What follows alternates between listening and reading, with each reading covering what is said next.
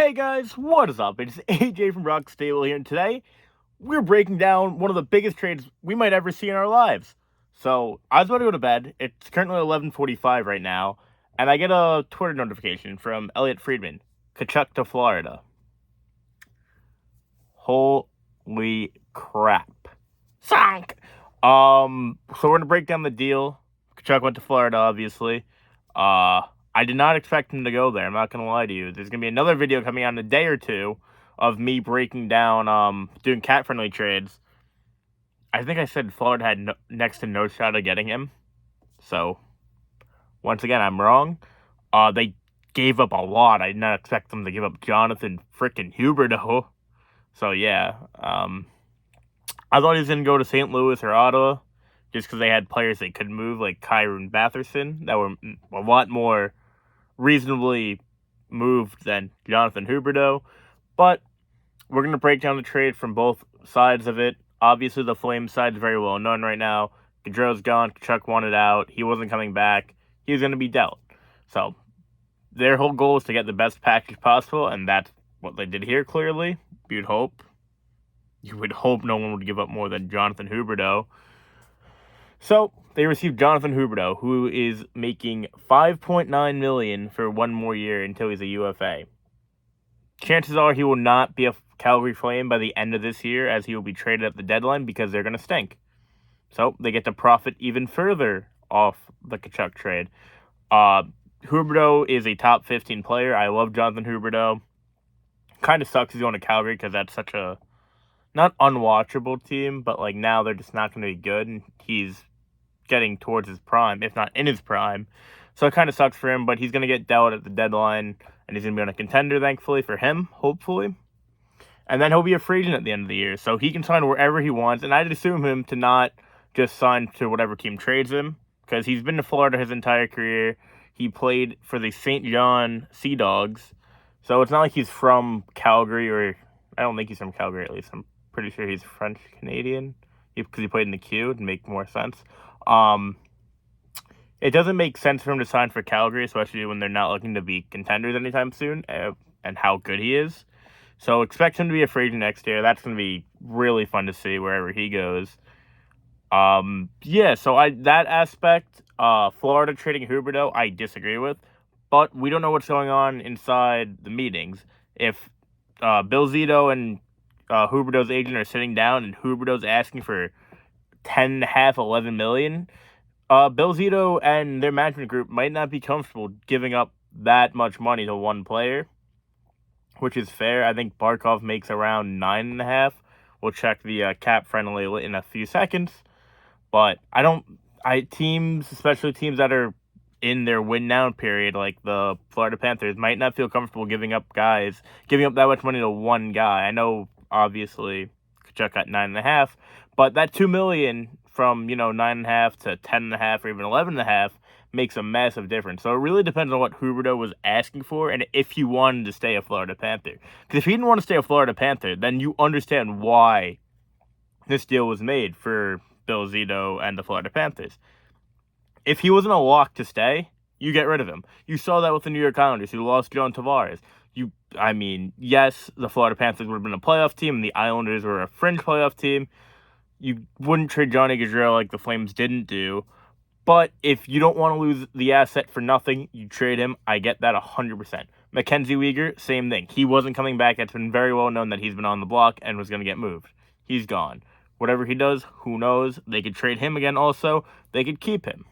He's also a UFA after this season. Cole Schwint, Colby talked about him, I think, a little bit in the cap-friendly video. The prospect and the first-round pick. They do not have a first-round pick until 2026 now, per Jeff Marek. So that's insanity. But this deal doesn't look as bad as everyone's making it out to be, in my opinion. It all depends on what Huberdeau was wanting and how those meetings were going. Because if he wants out, you cash in, and you get a guy that wants to be there. And look, also, the Panthers in the playoffs were very soft. They need a player like Matthew Tkachuk with his grit, toughness, and he's not afraid to get into it. They needed that. They didn't have that against Tampa. They were very soft, and they got bullied around.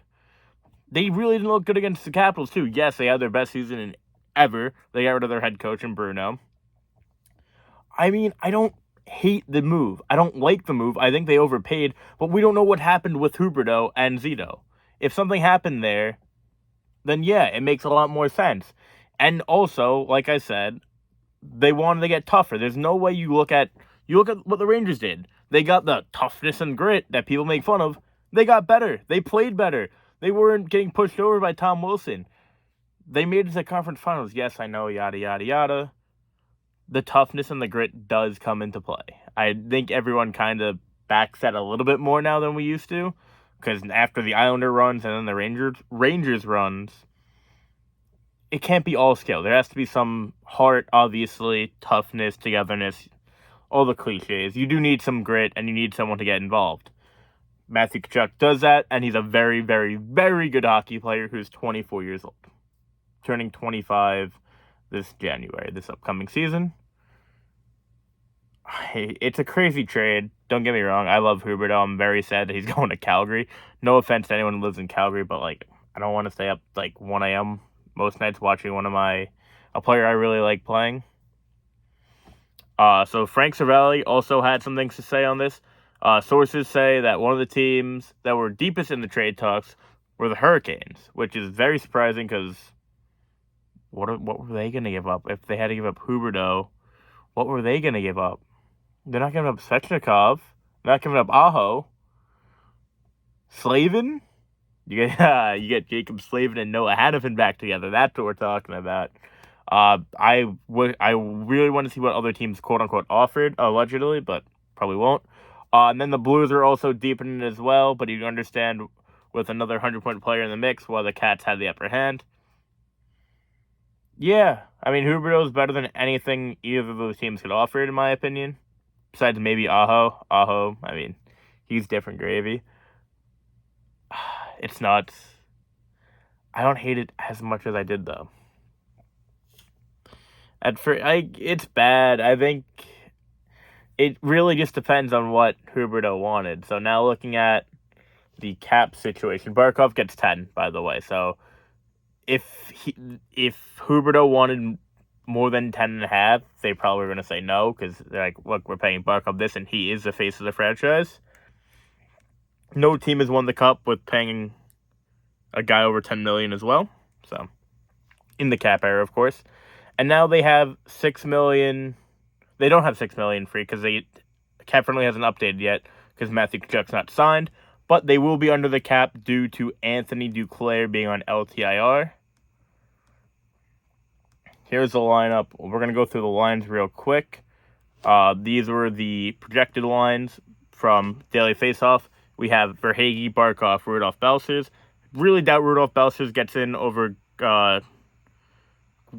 what's his face? Grigorenko. Their top prospect. Denisy Naso Grigorenko, whatever. Sorry, mispronounced his name. Instead of Huberdeau here, you have Tkachuk now, theoretically. Sam Bennett, Reinhart, Nick Cousins, Anton Lundell, Colin White.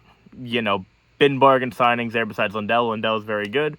Lomberg, Eetu Luostarinen, Patrick Hornquist.